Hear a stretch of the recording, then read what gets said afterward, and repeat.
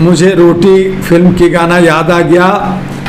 महंगाई मार गई, हाय हाय महंगाई मार गई, रोटी कपड़ा की महंगाई मर गई, ये कहाँ से आई। तो पता नहीं कैसे कैसे बहुत सारे गाने हैं जो दिल को छूता है। आज देश के अंदर लोग सिर्फ सत्ता के भूखे हैं, उनको देश से मतलब नहीं है, उनको संविधान से मतलब नहीं है, उनको कानून की धज्जियां उड़ाते हैं। और ईडी, सीबीआई और जुडिशियल सिस्टम भी सरकार के पीछे नतमस्तक है। और कहीं न कहीं हमारे ब्यूरोक्रेट इसे सह और मात की खेल कर उन्हें ही लूटने में सहयोगी बनी हुई है। आज महंगाई बढ़ रही है, लेकिन आज किसानों को उसका फसल का जो उसका मूल्य है, उसकी उगाही, उसकी जो लागत लगती है, वो भी नहीं मिल रहा है। एक आलू, जिससे राहुल गांधी कहते हैं आलू से सोना पैदा लेता है, उस आलू से आज मैं उसका अर्थ बताता हूं जो लोगों को नहीं समझ में आया। कहा कि राहुल जी पागल हो गए, आलू की खेती में सोना नहीं उगता। लेकिन उन्होंने सही कहा था कि आलू से सोना बनाया जाता है। आलू 10 रुपए नहीं बल्कि 1 रुपए में किसान से एक आलू खरीदा जाता है। और कॉर्पोरेट बनिया जो है बैश, उस आलू से चिप्स बना करके 500 रुपया में बेचती है, 200 रुपया में बेचती है। किसान को मिला 1 रुपया और बनिया को मिला 200 रुपया। तो आज जो है किसान को उसका मूल लागत नहीं मिल रहा, वो आत्महत्या कर रहे हैं। आज मजदूरों को मजदूरी नहीं मिल रहा, वो घर बनाता है, आपका घर 5 करोड़ का बनता है, आगे 10 करोड़ में बेचते हैं और मजदूर बेचारा 500 रुपए के लिए रोता है। आज हमारा किसान जो खेतों में दिन रात काम कर करके अन्नदाता आपका पेट भरता है, उसे 500 1000 मिलता है। आप उसी की फसल से आप जो है करोड़ों रुपया कमाते हैं। उसके गन्ना से चीनी बनता है, चीनी आप खरीद करके लेके सस्ते रेट पे आप उससे चॉकलेट बना के आप जो है 1000-2000 के चॉकलेट बेचते हैं। आप उसके बहुत सारे प्रोडक्ट बना करके आप करोड़ों रुपया लूट रहे हैं। ये महंगाई की मार सत्ता और ये बैस लोग जो बर्मनवाद हैं, जो फॉरवर्ड लोग हैं, 2-3-4% है, ये फायदा उठा रही है। आज बर्मनवाद का धंधा जब मंदा हो गया, जब मंदिरों में चढ़ावा कम हो गया, चढ़ावा कौन चढ़ाता है? दलित, शोषित, क्षुद्र, उन्हीं को आपने कहा मैं हिंदू राष्ट्र बना के दूंगा। आप हिंदू को तोड़ रहे हो। जहां पे क्षुद्र लोग बनाया था, आपने सनातन बनाया था, भेदभाव किया था, वही क्षुद्र जब एक समूह बना लिया, एक गुट बना लिया, तो आपने कहा अरे बाबा ये 85 और 90% एक जगह हो जाएगा, ये बहुसंख्यक है, ये मूल निवासी है, अगर एक जगह हो गया तो सब मिल करके हमें मारेगा, खदेड़ेगा, हम कहाँ रहें? तो उन्होंने कहा फिर शगुफा छोड़ा, हिंदू मुस्लिम कर दो, मुसलमानों को 38 करोड़ एक तरफ कर दो, हिंदू मुस्लिम करके मुसलमान 38 करोड़ हो गए। फिर ब्राह्मण तो ब्राह्मण है, राजपूत तो राजपूत है, बैस तो बैस है, सिखों को अलग कर दो, बुद्धिस्टों को अलग कर दो, और बाकी लोगों को 38 फोटो लगा के, 40 फोटो लगा के कि ये जो है प्रिया लोहिया और जो है काशीराम और कर्पूरी ठाकुर फलना डिकना का फोटो लगा के उस पर धंधा बहुसंख्यक कर रहे हैं। और उसको लॉलीपॉप दे करके आप हिंदू राष्ट्र बना के हिंदू को तोड़ रहे हैं। और फिर कह रहे हैं कांवरिया में तुम जाओ,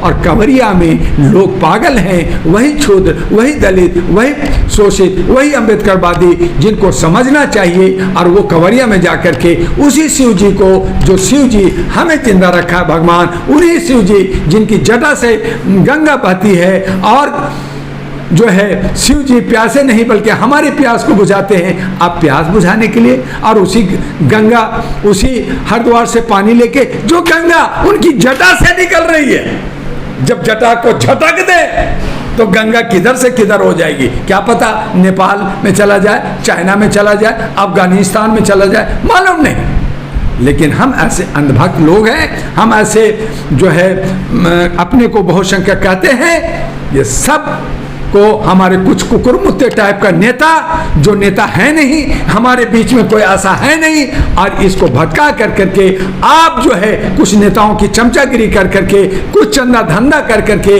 आप हमें जो है गुमराह कर रहे हैं और गलत रास्ते पे ले जा रहे हैं। और यही वजह है कि वो ब्राह्मणवाद जो है, जिसको क्षुद्र कहा, उसको अब जो है हिंदू राष्ट्र दे करके आपको तोड़ रही है। तो ये तमाम चीजें जो है ये जात और धर्म की चाशनी में डाल कर करके समाज को तोड़ा जा रहा है। समाज को जोड़ेगा कौन, समाज को आगे ले जाएगा कौन, कौन देगा रास्ता, कौन देगा सुशासन, कौन हमारे हक अधिकार को देगा, कौन हमें जो है आर्थिक आजादी और सामाजिक भागीदारी, जनता का जातीय जनगणना, उसके हिस्सेदारी, उसके भागीदारी कौन देगा, कौन लीडर बनेगा, उसके लिए डॉक्टर दुआ तैयार है।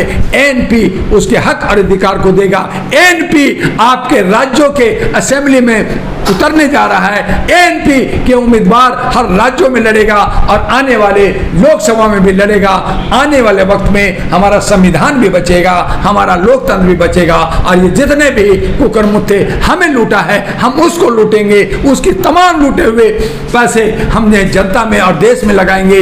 75% इनके जो करोड़ों अरबों रुपया इन पे खर्च करते हैं उनकी कटौती करेंगे और देश को खुशहाल करेंगे। यूपी के सीएम योगी आदित्यनाथ ने नेम प्लेट लगाया था, लेकिन वही नेम प्लेट को लेकर कोर्ट ने रोक लगा दिया है। क्या विचार है? जर्नलिस्ट, मैंने पहले तो मुझे ये लगा कि यह संवैधानिक है, ये नहीं होना चाहिए, इस पे रोक लेना चाहिए, मैं इसका बोला। लेकिन आज आपके वीडियो से मैं कहना चाहता हूं कि योगी ने बहुत अच्छा काम कर रहे थे। उन्होंने अब रहा, सुप्रीम कोर्ट ने रोक लगाई। सुप्रीम कोर्ट जब हमारे बद्रीनाथ केदारनाथ से 228 केजी सोना, 330 केजी सोना चोरी होता है। कौन चोरी किया? आपका नीट में, डॉक्टर में जो गरीब का बच्चा पढ़ करके डॉक्टर बनता, 300 साढ़े 300 करोड़ लूटते हैं, 40 लोग सीबीआई लोग अरेस्ट करते हैं। आप उस पर क्या एक्शन लिया? क्या आपने ओलंपिक के लड़के लड़कियां जब हमारे जंतर मंतर पे आपने कोई संज्ञान लिया? आपने रोका, ठीक है, हमने कहा आपने अच्छा किया, लेकिन आपने भटकाया, आपने मुख्य मुद्दा को छुपा दिया और जो है जनता को गुमराह किया। हाँ, मैं कहता हूं कि सबके, जनता का जितना भी भारत में है, उन सबके गले में एक टैग लगा दें कि ये नाम है, ये जात है, ताकि पूरे भारत का जातीय जनगणना हो जाए, जातीय चुनाव हो जाए। आधार कार्ड हटाओ, आप जो है वोटर कार्ड हटाओ, आप पासपोर्ट हटाओ, आप राशन कार्ड हटाओ, यही चुनाव पहचान चिन्ह बना दो। लेकिन एक समुदाय को टारगेट किया जा रहा है। ये मनसा थी लड़ाने का, ये मनसा थी जो है असंवैधानिक काम कर करके मुख्य मुद्दा से भटकाने की। लेकिन मेरा कहना है कि जहां विपक्ष राहुल गांधी है, जहां विपक्ष अखिलेश और तेजस्वी साहब है, क्या वो जातीय जनगणना कराया? क्या अपने राज्यों में जहां राहुल गांधी है वहां कराया? क्या इन्होंने पार्लियामेंट में जोर शोर से कहा हमें जातीय जनगणना चाहिए, नहीं मिलेगा, हम सदन नहीं चलने देंगे? क्या बोला? वहां तो फोटो दिखाया जा रहा है, तेरी जात क्या है, तेरी औकात क्या है, आतंकवाद कौन है, अलगाववाद कौन है, यही बातें पार्लियामेंट के अंदर हो रहा। तो योगी को टारगेटेड बनाया गया और अभी योगी का सरकार जा रही थी, उनको कहा गया कि आप हिंदू मुस्लिम लड़ाई करा दो, हमारा जो ये जो है उपचुनाव 10 सीट का है वो मुझे जगह मिल जाए, और अगर ये जगह नहीं मिलेगी तो योगी जी जाएंगे, जगह मिल जाएगी तो योगी जी बचेंगे। तो ये प्रयोग चल रहा है, ये उनका मामला है, उनकी सिस्टम है, पार्टी का सिस्टम है, हम उस पर ज्यादा बात नहीं करेंगे। लेकिन अगर भारत के जनता को, उत्तर प्रदेश को मानवता बचानी है, जैसे उन्होंने अयोध्या में, जैसे उन्होंने बद्रीनाथ में, जैसे उन्होंने हरिद्वार में, जैसे उन्होंने जो है मथुरा में, 4 धाम में बीजेपी को नकारा है, ऐसे ही पूरे भारत में बीजेपी को नकारा गया है। इन किन प्रकार तरह से आज सत्ता में हैं, लेकिन मुंह छुपा के हैं, ये घटक के साथ हैं, एलांग के साथ हैं। और अब आने वाले वक्त में अगर सरकार बनेगी तो एनपी की सरकार बनेगी, मानवता, इंसानियत और ह्यूमैनिटी की सरकार बनेगी। उसमें सारे युवा को हम जमा कर करके एक ताकत, एक हौसला दे करके हम देश को बचाएंगे। और जितने भी चोर उचक्के लोग हैं जो जात पात ऊंच नीच की बात कर रहे हैं, जो नफरत की बात कर रहे हैं, उनका हम बहिष्कार करेंगे, नकारेंगे। और आप देखेंगे आने वाले वक्त में उत्तर प्रदेश उत्तम प्रदेश बनेगा और वो डॉक्टर दुआ के नेतृत्व में बने।